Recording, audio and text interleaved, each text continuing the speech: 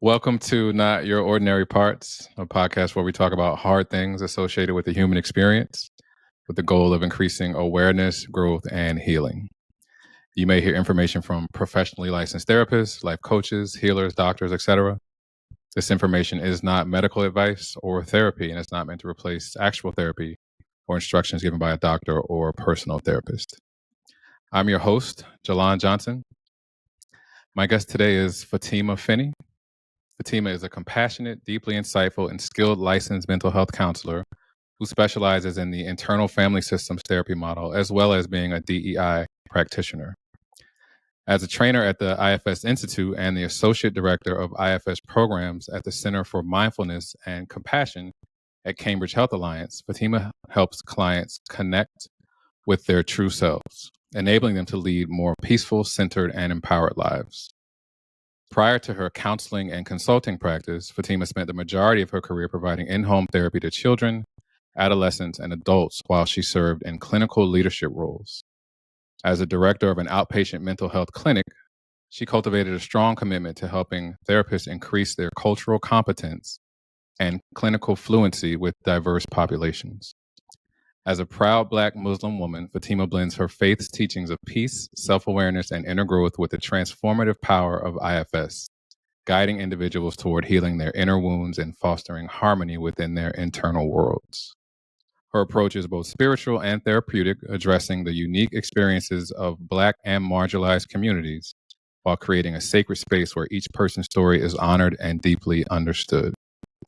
Fatimah has become a beacon of healing for those seeking to reconcile their identities, emotions, and traumas by gently guiding them through the complexities of self-discovery and healing. So Fatimah, welcome to the show. Thank you so much for being my guest. Thank you. Thank you. Thank you for that reflection back to me. I'm noticing just different reactions inside. You're very welcome. Very, very welcome. Also, I gave a brief description and introduction of who you are, but so that the audience can get to know you a little bit better, would you mind giving us a little bit of background about yourself and how you got to who and where you are today? Yeah. So what feels really important in this moment about how I got here is to mention the village that propelled me here. So much of what I do now and what I'm able to do is because of the people behind the scenes that support me. So my family, my sisters, my mom, my dad, my husband, my children, and their little ways of encouraging me, even coming on here, saying, "You got this, mommy," or "It's going to be good, mommy." And when I think about graduate school, when I think about becoming a licensed therapist, I'm out front doing that, but I'm propelled by people who are encouraging me in times when I feel doubtful, like, am I going to get this license after like a year and a half of going back and forth with the board? Or back when I was working in community mental health, going for a supervisor position, going for the director position, like all of those moments weren't just me. It was people believing in me in times when I didn't necessarily believe in me, especially as a Black Muslim woman, to be in those roles and positions. So a lot of where I've come from is from the belief and the hope of people who saw something in me that at times I didn't see myself, or when I did see it, who were like, "I don't even see it, but I trust you can do it." So I want to name that. And being a therapist, being an IFS therapist and IFS trainer, a lot of that does have to do with my faith and my belief that the human being is at first and always beautiful. And this is a model that when I heard it, it was kind of like, okay, I think I could get with this. Like, this actually sounds like now we're really talking about where healing comes from, because we're talking about something that is inherent, right? We talk about self energy. And so I think that my journey to being confident in what I already had prior to anybody's class or any graduate school, it feels like a full circle moment of like, oh, what I've had, what I grew up with, I don't have to get rid of that. You just got to find the spaces, you got to find the modalities, you got to find the people who reflect that back to you. And so that's what I would say in terms of my background generally, is that I do have a village of wonderful people. I am a Muslim. I do practice Islam, and that has been something that has shaped where I've come from. I've been someone who's been in private schools since I was 12, which we can get into in terms of childhood and what that was like to go from Newark, New Jersey to Farmington, Connecticut, this white suburb outside of Hartford, and what that took to navigate those spaces. I say that I grew up and was educated along 84 in the Northeast, in New England, because all of those schools from high school to college to graduate school was all along those lines. And thinking about my background, being back at home, back in the home that I grew up in, after all of these years, it kind of just like I'm in the space of a full circle moment of like, oh yeah, where have I been and how did it prepare me to be right back where I started in life and being here, raising a family. So that's what I'll say to that. Thank you for sharing that.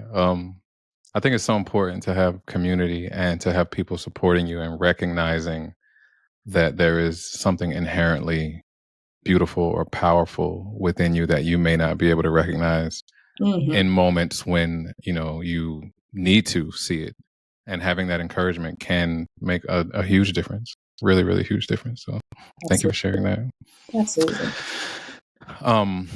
This conversation and this episode is very important and special to me because it allows a discussion for two things that I love, which is IFS and my community.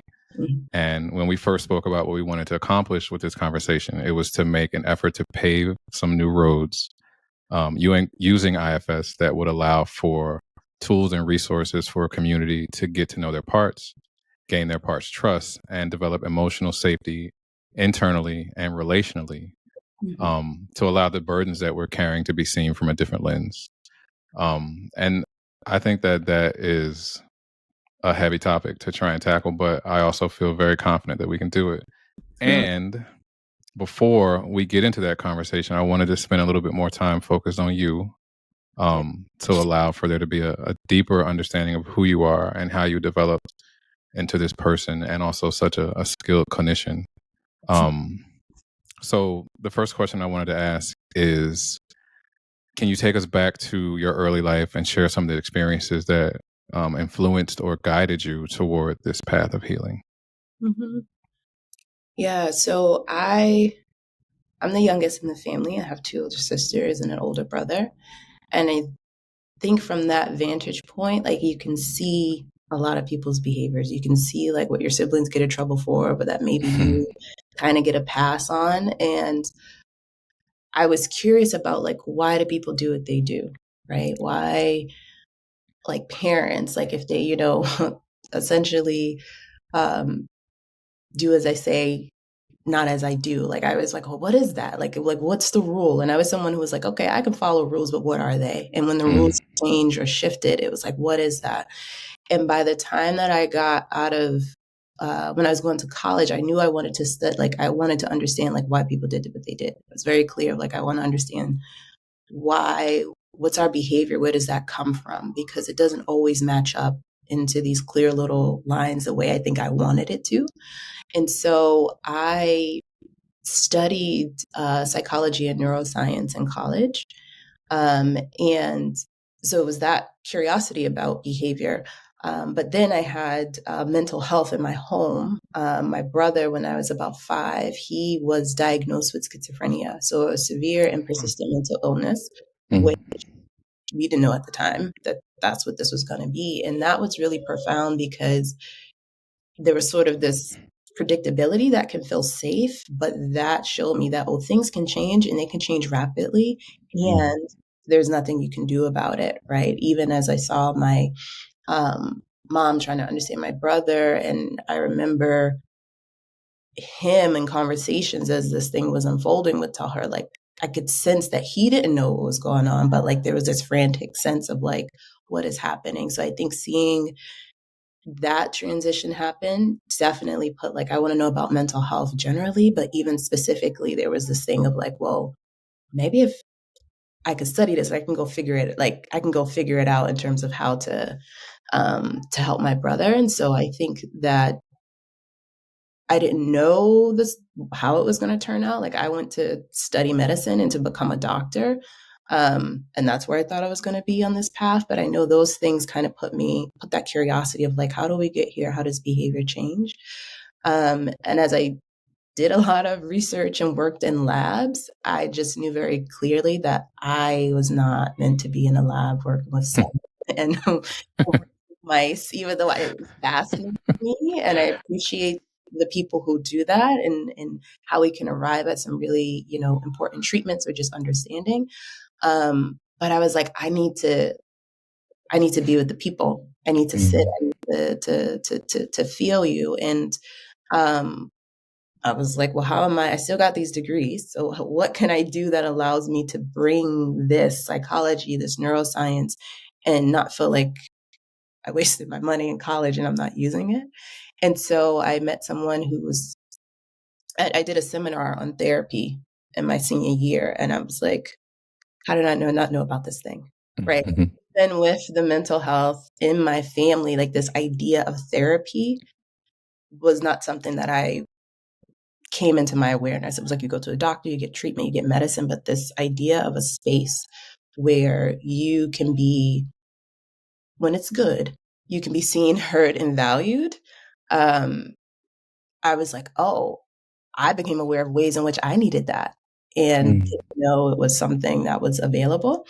And so that's when I was like, okay, let me go get my master's and see what comes of that. And so it was from that point that I would say I committed to this path of healing in this way, while also knowing that the healing is so much more varied, so much more diverse. It's therapy is included in an umbrella of healing.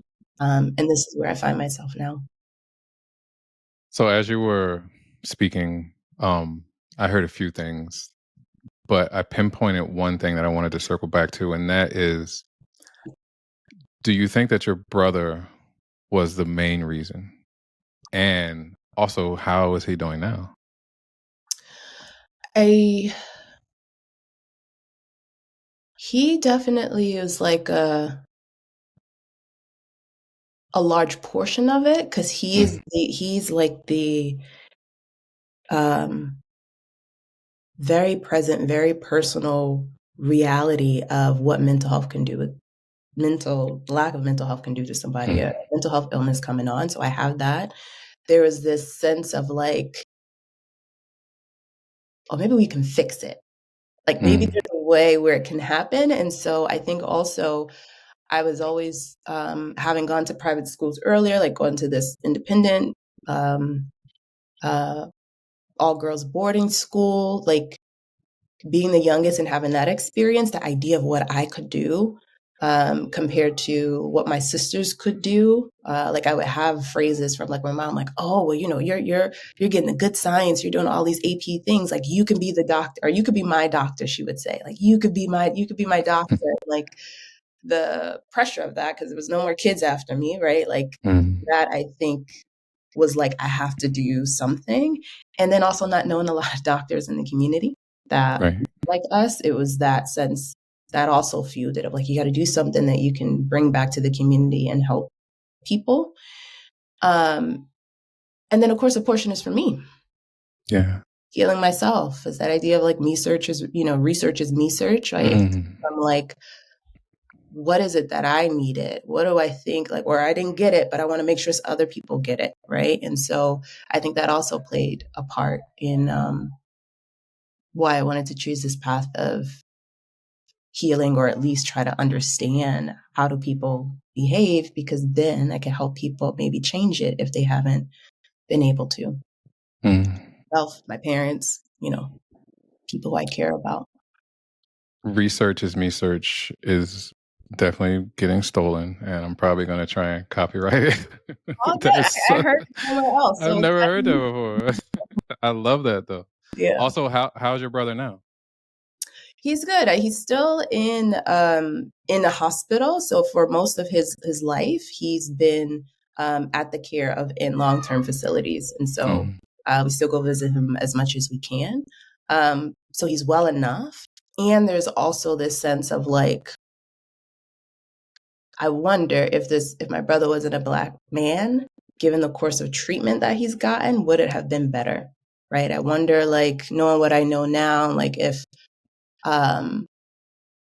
how much racism played in terms of like what my mom had to fight for, maybe versus what people just got if it Right. was someone else's son. Like looking back with the lens that I have now is just sort of like, yeah, he's good. And like, what else, what was he kept from just by Yeah. way of who he is and um, what he's been navigating. So I hold that as Let's well. see. Let's see. You said that mental health wasn't something that was really, I guess, prevalent or prominent growing up for you. Now that you're a therapist and you have all of this knowledge and skills, how is mental health viewed by your family, especially with what you guys, I guess, went through with your brother? Yeah, I would say that it's interesting because in the communities, like I grew up in and around Newark, New Jersey, and I would say mental health was there, right? Like when you think about like addictions, it was there. I think what Mm, wasn't there was the compassion that, oh, people need help versus this is your problem, this is your shame. I think that compassion wasn't there. So it was like you could see it. You can see people on the corner. You could see, people struggling, arguing in school. Like you could see that people needed help. But I don't think the community, uh, within the community, or even systems that are meant to support the community, did it from a perspective of people actually need to help. This is a signal that people need help versus shame. And mm, so I think that for in terms of like with my brother, it was like it's here, but it's not necessarily something that we talk about. I think some of that was also adjusted. Like this is our family issue. Like your problems are personal. And even though people in our community, I grew up in a pretty strong and tight Muslim community here. Like people would know my brother as he like walked around, and they would like know and understand that something was going on with him. But it wasn't like, hey, like let's have a workshop, at the masjid or the mosque. sure. Anyone else do? Like it was just like it's here is what you do. You keep your head down and you kind of keep going, Mm. maybe until a crisis happens. Um, and Sounds so, like surviving. oh, that's a legacy burden Yeah. of our community as Black people in general. And then I think as um, even being a minority within the minority, because being in the Black community, but then at that intersection of being Black and Muslim, that puts us of like, okay, yeah, like we are different than the larger, Christian community or what have you, despite, having family who are Christian and otherwise. But I think that it was something to first be ashamed about. Like it wasn't something that Mm, you wore, or if it wasn't shame, it was just like something that you would not bring up, even if it was just like out of courtesy. Like you don't want to burden people. When you get with people, you want to just talk about what's going well and not necessarily the struggle. And then culturally, you talked about the real things, the truth with your family. mm. What did love look like for you and your family as a child, and what type of love was modeled for you? Yeah. So my family love was definitely food Mm, and showing up for people. So like my father is a cook, like really all my people, my family cook, but in this community, um, he's known as a fish man. He has this fish truck that has been going on for so long. He'll be opening a restaurant. Like our family is known as a family for food and cooking. And that it was like that in our home as well, of like when we're all getting together, there's going to be like our let's have a dinner, let's connect around that, and showing up and just being there, like quality time, and then especially in crisis. And I even come to this a little bit a few days ago where I was just like, oh, my family is good at showing up in like when you really really need them, like. mm, And it was like, oh, that's what that is. And how valuable is that? Right. Like when that's like my car broke down, I had to go get my kids. And it was like my dad and my sister was like, there, boom. Like, I'm going to wait. I'm going to call this person that I know, all these people. And it's just like all of these things that if I was there on myself, I probably wouldn't even had the opportunity to think this through. It was like, boom, boom, boom, boom, boom. We got you in this way. And so growing up, it was like you be that, and then you also give that to other people. Like mm, the way that you community wise, like My dad was always cooking for people. Like someone has a funeral, for the repast, like he's making food for people. He is, you know, people's events. I think just like showing up, like he will come back from events with just like all of this stuff. And it's like, you're probably not ever going to use any of it. But it's like, you got to support the people. You got to see people out. You got to support the people. It doesn't matter. You buy their stuff. You got to support the people. And that is something that I feel like I even take on today, where it's just like, that's how you show that you care. It's not enough just to say, oh, I love you or I care about you, but no one sees you. Right. Right? No one sees you. You're not there when they need it. You're not necessarily calling them and giving them. Just knowing that you're thinking about them, like it's not enough. Like love is an act. Like love is a verb. And I've really felt like I had to like, even that in some ways have become a burden, because I was like, well, like it could be rigid. Like that's the only way to show love, since it was shown so much that way. But I would say, yeah, that's definitely how it showed. Spending time with each other, cooking food. And if you're in a crisis, and it doesn't matter, because I was like 2 states away in Connecticut with school, and it was like when something happened, like they like, doesn't matter, we're driving up there, like we'll be there. And so yeah, it just feels really nice even just thinking back to those moments. As a teen, I took it for granted, but now it's like, that's good. Yeah. I think I can relate to your experience a lot, because I know that my family and community, we would show up when people needed us. We may not have necessarily known what to do, but we'd be there. You know, if somebody died, somebody was always sitting on the couch. They may not have said one word, but they were there in case you needed them, you know? And I think that having the desire without the tools, like, I mean, you can't know what you don't know, and you can't teach what you don't know. So if you are just willing to show up, that in and of itself is huge. And there's also so much more that if we knew what to do, we could have provided such a safe space for people to feel seen, heard, and express themselves, and not just put our heads down and keep it moving when things were too big. And I think that it was good for us in a lot of ways, but it also may have left us feeling empty at times when we needed just a little bit more. So I wanted to tie this into my next question: is, were there ever any times that you felt disconnected or isolated in your family or community? And if so, how did you cope with those feelings? Yeah, I appreciate the noticing that, there's something about physically being there, but like, do I have the tools to know what to do with what's presented before me? And I think about the difference between like the physical crisis, like a car breaking down, like those logistics that, we can figure those things out. But if there's an emotional crisis, right, that's something that's different. And sometimes people just know, don't do emotions. Why are you doing? No, don't cry. No, don't feel that. Like, it's going to be okay, right? There's a lot of like, push whatever this is away so we could get around it, versus how do we be here? How do I make you feel okay about being here and not feel like you have to rush to get to be anywhere else? Like, I feel like that is the thing that has been lacking my family. And I think about how that gets passed down generationally, right? How we do, even as a parent to your 4-year-old and a 3-year-old, is like, oh, I'm like, what do I want to do? What does this kid need? Versus just what I'm used to getting, or what I'm used to, or what I know in these particular responses.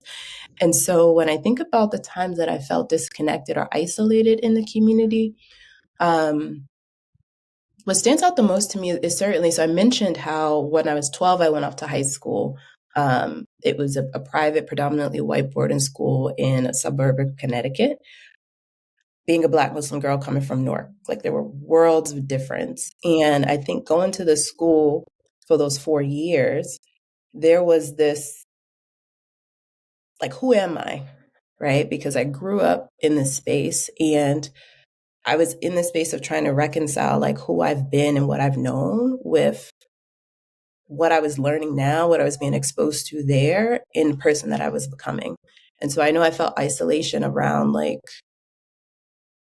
I had no blueprint. Like once I went off to this boarding school, like a lot of other people in the community, like we want to talk with my mom about like, oh, what are the other, options outside of public school? Like, how did Fatima get to go here? What are some things? And so it became like an example in the community, but I was winging it. Like even my sisters, who I looked up to, they could, help me go into the schools that they went to, but they didn't live at their school, right? They weren't there where it was like you were under the influence of the school system where I was the only Muslim for 3 years on the entire campus. And I was one of few. I think there was like out of 96 girls in my class, I was one of 13. And so it was like we were these children going off into this world for the sake of a better education. And so that felt isolating coming back home because I would have school breaks when everybody down here was in school. And it was like, well, I'm just like here and maybe I can go and, connect with friends. And so I think it put a strain on like my friends at home. But then my friends at school were from all over the world. So breaks was like, oh, you're in, Connecticut or you're in California, and like getting together was like, I don't have money for a flight. Like I'm 13 years old. We can't get. So that felt pretty disconnecting in some way. And I think I coped with it by saying it didn't exist. Right. Like it was just like, no, it wasn't a big deal. Like I knew going to the school was a big deal. And so it felt like I had no choice but to love it. Like if I'm going to talk about it, like it could only be good. But I think, yeah, like I didn't slow down. So this is coming from out of reflection. Like I didn't slow down enough. I don't even think I had permission to like have a range of feelings internally. It was just like, even if this doesn't feel great, Fatima, you got to get through this because you got this, scholarship money. This is supposed to be a good school. And so it was that push through, like whatever you're feeling, it'll go away, push through it, go listen to some, I don't know, B2K songs and do what you got to do. Oh man, that I'm so familiar with that. Like, if you have an opportunity, you do it. Like, it doesn't matter how you feel about it. Like, this is something we didn't have when we were growing up, and now we've put ourselves in a position to do more and better for you. So you better do it, and you better take this torch and run with it and make things happen. And I understand what it felt like, and remember what it felt like to be completely like disconnected from something, but like I had no choice. So you have to do it. hmm And I would say, again, like community matters too, because I did really love the experience, thankfully. And I also know other girls who've been in that experience and even been to the same school where they did not, where it was not a space for that. And I think 13 doesn't sound like a lot, but like we were tight in our class. And I think at the time that I went, there was actually, I got to see a lot more other kids who look like me compared to generations after, like classes after, and perhaps even before, because we were touted as like the class with the most diversity. Like it was a big thing with us 13 of us being there. And so I think like there's so much that um those expectations of new opportunities, what it does, what's available to you, what's at stake if you don't succeed, right? Because Yeah. I had to be the doctor, right? Because I was the youngest. There was no other kids. So even those things that could be said lightheartedly can land into my system of like, this has to be done. Indeed. You mentioned something about being the only Muslim girl at the school for 3 years, and I'm sure that presented some challenges. And what I wanted to ask is, has that maybe bled over now into professionally? Like, are there any challenges that you face being a Black Muslim woman now? Yeah. I definitely was the only visible Muslim one, the only one that I was aware of. People might listen to this, like, wait, what about me? But it was like I was the known one. I Right. remember the school newspaper did an article with me about that, like being one and only, or one in hundreds and things like that. It's interesting. I've been thinking about my faith and the role that it's played or not played professionally. Because I think I was so much more focused on my Blackness. Like, that's something that I can't hide or can't show as readily, right? So if I like wear my scarf like this, people are more like, oh, she might be Muslim. But if I like wear it in a bun or I do something different, people might have no idea. And so I think I grew up thinking more about like being a Black person than my Muslim identity and how that affected me professionally. But what I notice now is that it is something that I get more reach outs around of like, it's so good to see you there. Or like, particularly in the IFS community for sure, where I get people who are like, oh my gosh, like you being here, or you now being a trainer, or you doing some workshop with Dick, like just never speaking to me, just seeing me made somebody comfortable about signing up for a training, or made somebody comfortable about reading a book and learning more about this. And so that's something that I feel like now it's a symbol, it's an inspiration for other people in the ways that I looked at other people, and it made me feel more comfortable, or made me feel more safer to see a Black woman, a Black person in a particular role or profession. So that's how I think it shows up today. Well, I am grateful that you are in that role, and that someone seeing you in that role would make them want to read a book, learn about therapy, learn about IFS, or just maybe dig deeper into trying to find ways to heal, even if they don't know where to start or what healing looks like. But seeing someone in the healing community that they can relate to may pique that interest. And my next question is, for those of us who have no idea about therapy or what therapy is or why therapy is good, what are your feelings on who can benefit from therapy and why it's important? Yeah, I think about who can benefit from therapy, good therapy. I usually say everyone. How long it will take for the benefit to happen will vary, and how long it would take for you to stay in it will vary. But the idea of having a place that is centered on you, exclusively you, where who you are and how you are is valued as it is first, and that you have someone that can listen to everything and it doesn't go anywhere. And I say that specifically for communities where trust have been eroded so much that it could be hard to trust. Like having somewhere where it's like, this person legally cannot tell your business. Because I know I come from a culture where it's like, you don't put your business out there. Like it's a threat to have your business out there. I think everyone can benefit to it in any amount, because we live in a society that is vigilant in having us forget ourselves. It is vigilant in having us not spend time with ourselves. It is vigilant about having us not slow down and actually feel what's going on. Because if we actually slow down and feel what's going on, we might start to notice the truth of a lot of these systems, and we might start to want to change things. So instead, if we can keep us distracted, keep us up, keep us busy, keep us doing all of these things, then it can keep using us as a tool. And so self-reflection, pausing, all of these things are in therapy. I think everybody can benefit from that. I think who would need it sooner, are people who are experiencing distress, experiencing symptoms that are keeping them from being able to function, that are keeping them from being able to thrive in ways that maybe other people at their age and developmental level cannot.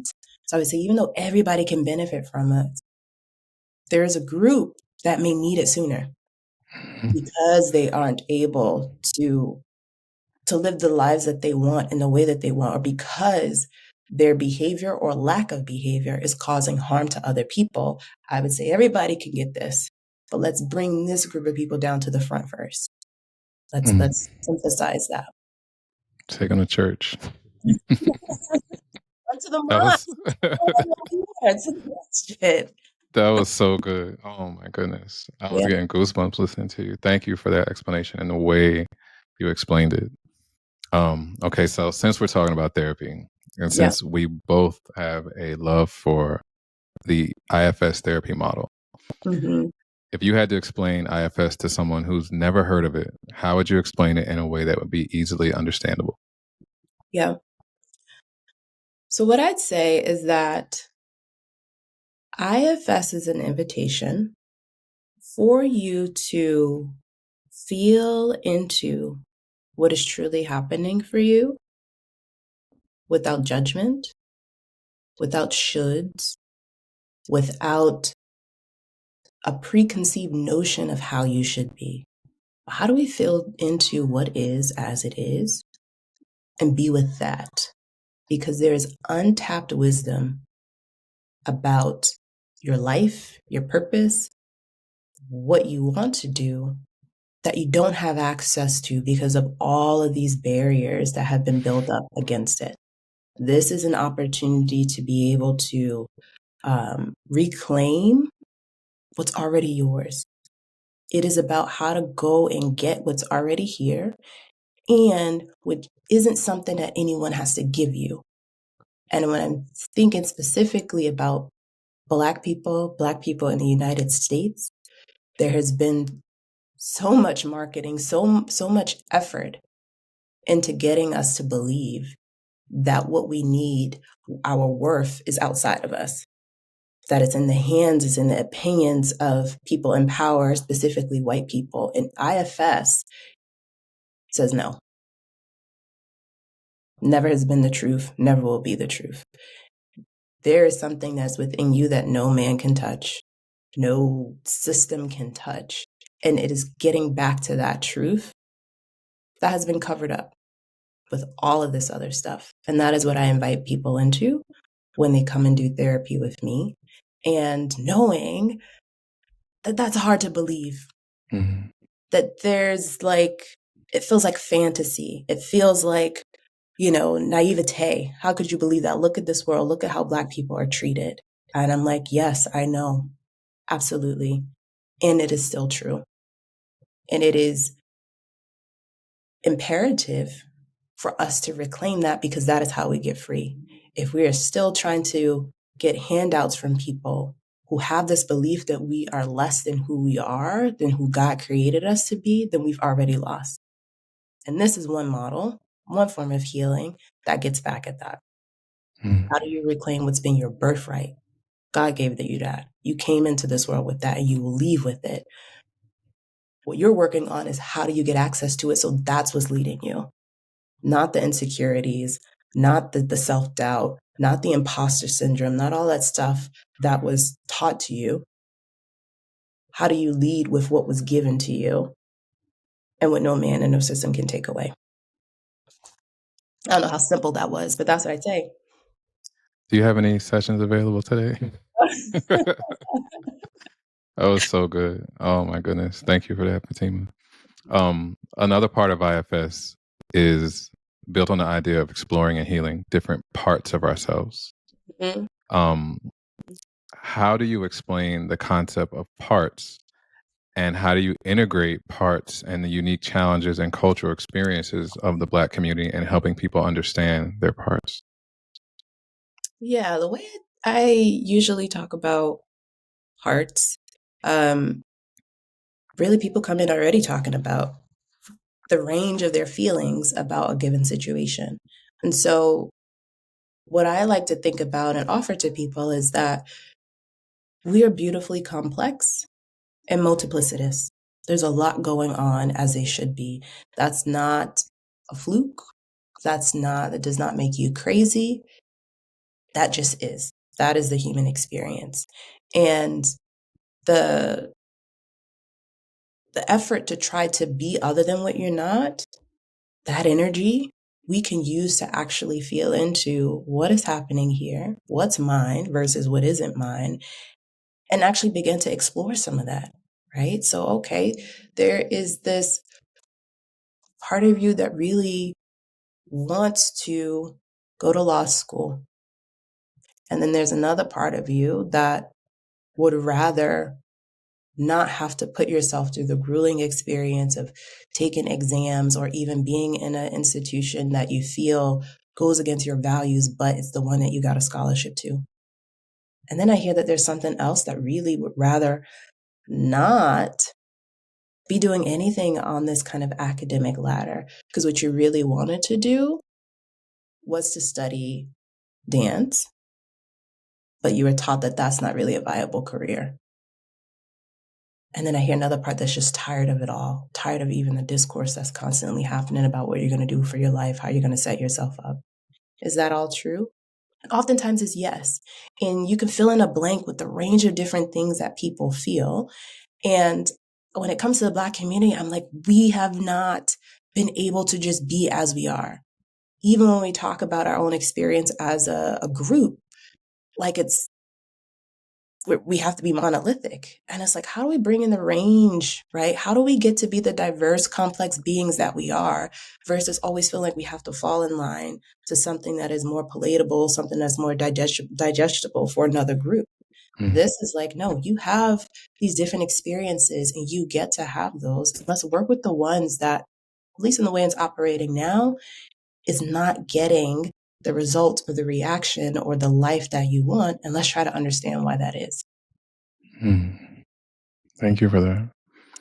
You spoke about something that no man can take away from us or no system can like oppress, and that's something that we have internally. Yeah. What is that, and how has that been defined through IFS? Yes. So IFS defines that as the self, capital S. Inside, there's the internal structure in IFS is that there's these parts, and then there's that inner resource called the self.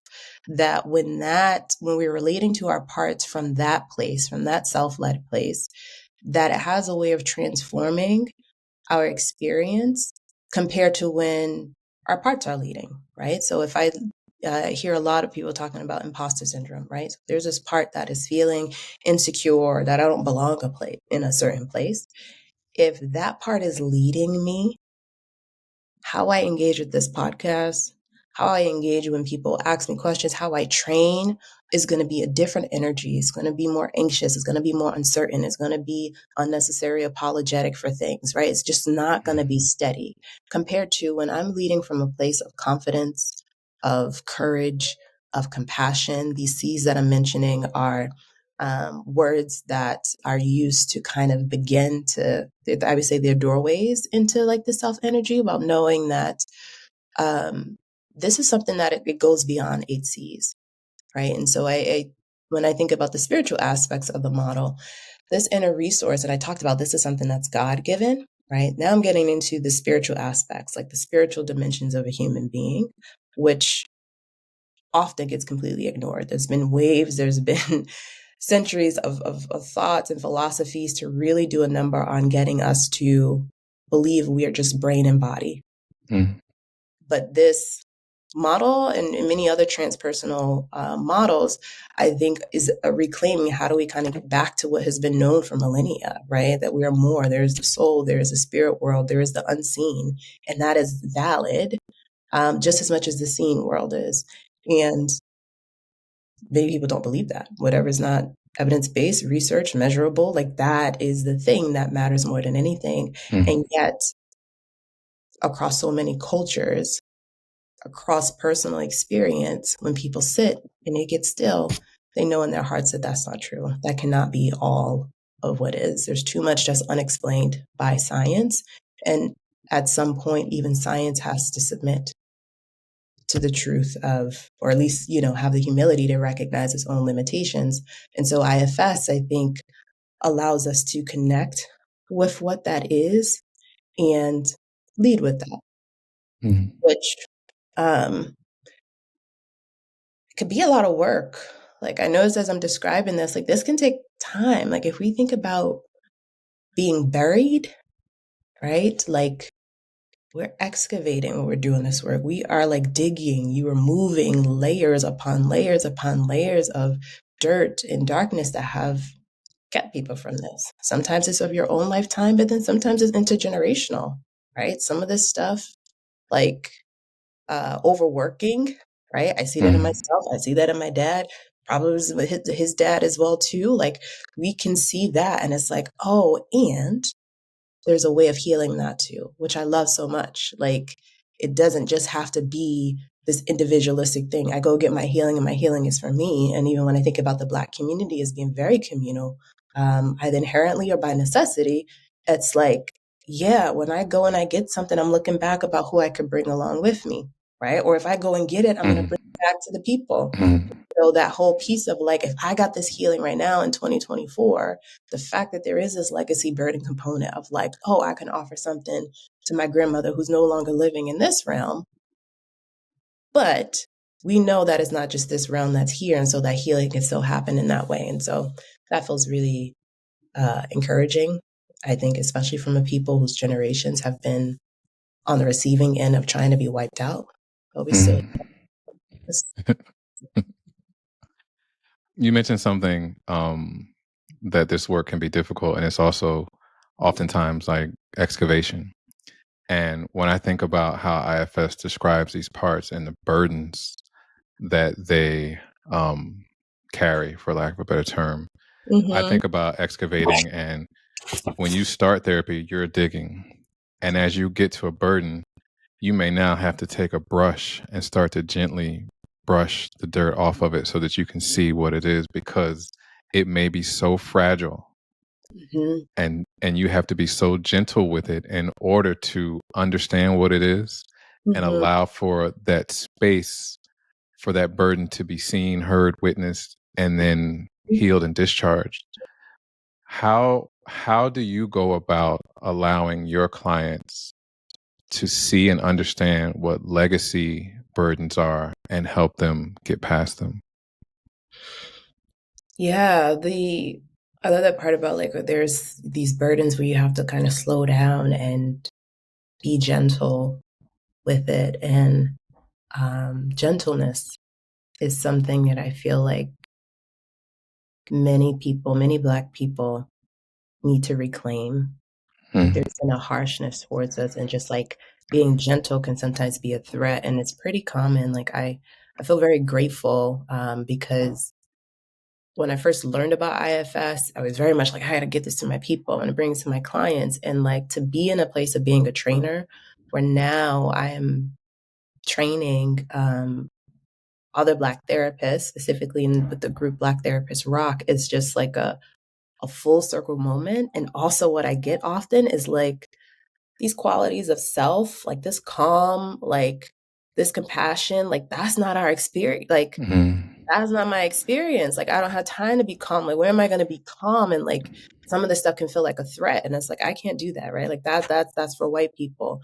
And instead, how I try to offer to them one of like, these are things that the thought of them being yours was taken from you, right? That there had to be something else, but it is already there. And when it comes to the legacy burden piece, I mean, that's sometimes easy. Sometimes people are coming, they'll tell me, I want to stop this, right? I see my mom do it. I just saw my grandmother do it. I see everybody doing it. And I'm like, boom. You may not use the word legacy burdens, but it's like you've already seen this pattern, this repetition of behaviors or lack thereof. We're already working in legacy burden territory. What's your concern if you do stop it? Like what might happen? And oftentimes we'll talk about loyalty. Who am I to stop doing this thing? Especially because I saw my mother work hard and my grandmother work hard, and maybe they're still working. And now I've established something where I could work a little less, but I'm not going to because of my loyalty. I have to show them like I can't rest. And so that's how we talk about it. Like, okay, let's be with that. Who inside is saying that? Is that your voice? Listen to it. Or is that something that you got from your mom? How much stuff is hers versus yours? Because we could deal with yours, but we could, if it's not yours, you can give that away. And the things that come up with that, right? Because if for people who family's version of love was loyalty, doesn't matter. You do what the people are doing. That could be a big axe to stop holding a burden that everyone else carried. And so we work with that. What are you afraid would happen if you did stop this burden of, I have to always work, even when I'm tired? Oh, what might they say? What might happen if you go to, the holidays with your family and you show up in this way? Or if you say no to going, what might happen? And so we talk with that. We sit with, I envision all of these parts that have different feelings about this. And imagine sitting with them around the table. Mm. Let's listen to each one. Or maybe it's like a battle. No, you show up for family no matter what. No, I'm tired of going over there and they always bring, they always, have the person who abused me there and they try to pretend like he didn't do it. So now we got parts that are in conflict. Let's work with that. Let's work with polarizations. And I love that IFS has a strategy for that because so many people walk around polarized. Do I live? Do I die? Do I go to this meeting? Do I not go? Do I share what happened to me? We walk around with so much going on inside and it feels like it's wrong to feel that way, which is why I said, no, all of that stuff, beautiful, beautiful diversity, range. You get to feel that it is what it is because it's meant to be. You have to start with being able to look at yourself, feel what you feel from a place of compassion and really seeing yourself as beautiful before the change. Mm. Beauty isn't contingent just on the transformation, the glow up. It's like even in your darkness, how beautiful you are. And that's hard too. That's really hard. Like that legacy, like our beauty, our worth being contingent upon these things out here, big, big stuff to excavate. Those are big rocks, right? We need Mhm. bulldozers and other trucks. My kids know the excavators, all that. I think you better get ready for a huge influx of clients Oh, because you beautifully articulated so much and I felt what you were saying and I know all this stuff, but just hearing it in the way that you were able to dictate it, it was medicine. And I think there are so many of us in our community that need to know it's okay that you can rest, that you don't have to continue to do these things. Like your loyalty is to you first. Like there's so much that you said that was so important. So thank you for that. yeah. And I want to ask you another question, and that is with all the work that you're doing to help others, what is one thing that you want people to know most? Mm.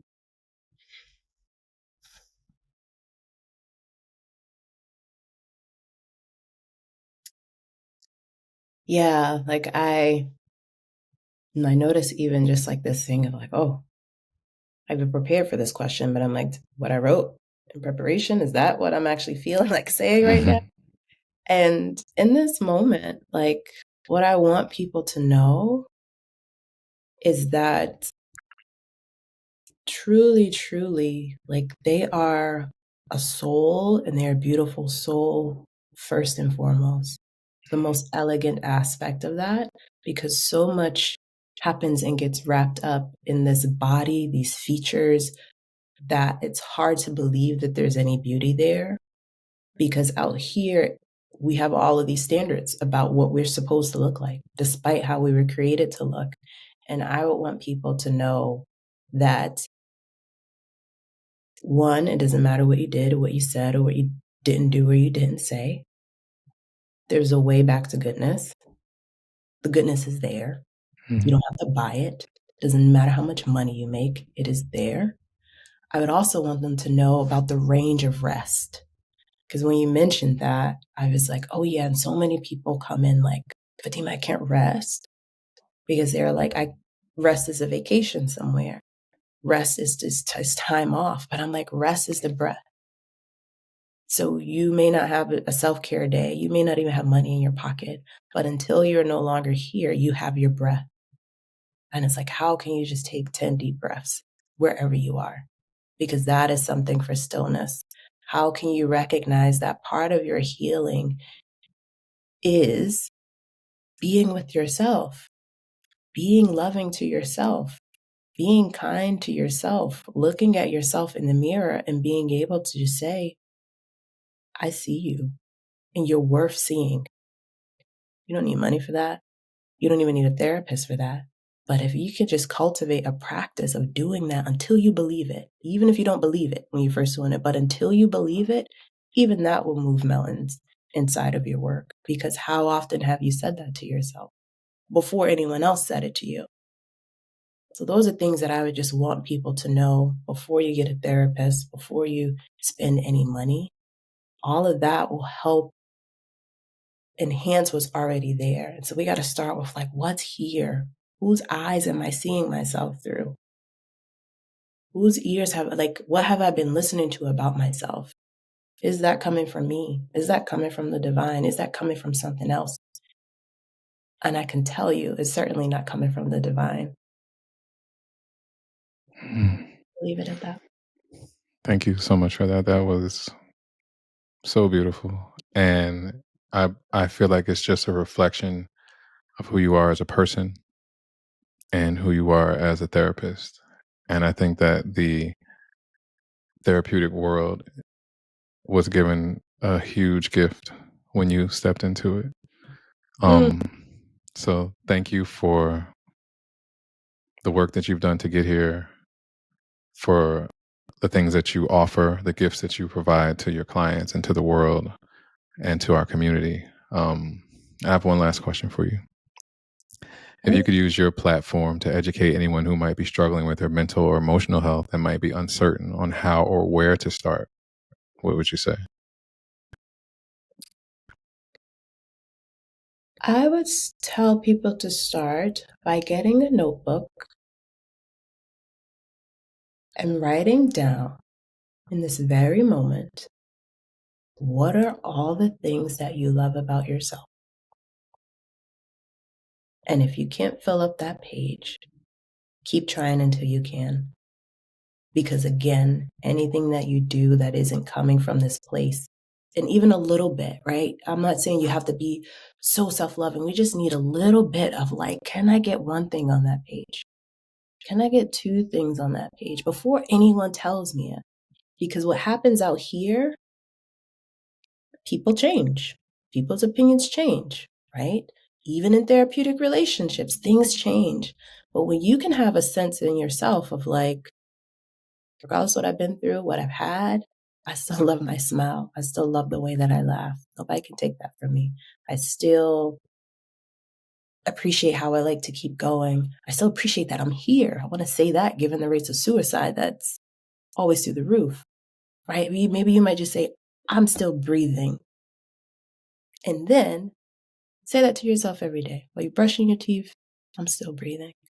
For all of the different things, and start there. Because sometimes, again, like we can feel like nothing can happen until I get it from another person. I can't shift anything. And with the way that wait lists are for therapy, I'm very big on like, what can you do until you get to the place, right? Your healing doesn't have to start until you get in front of me. No way. No way.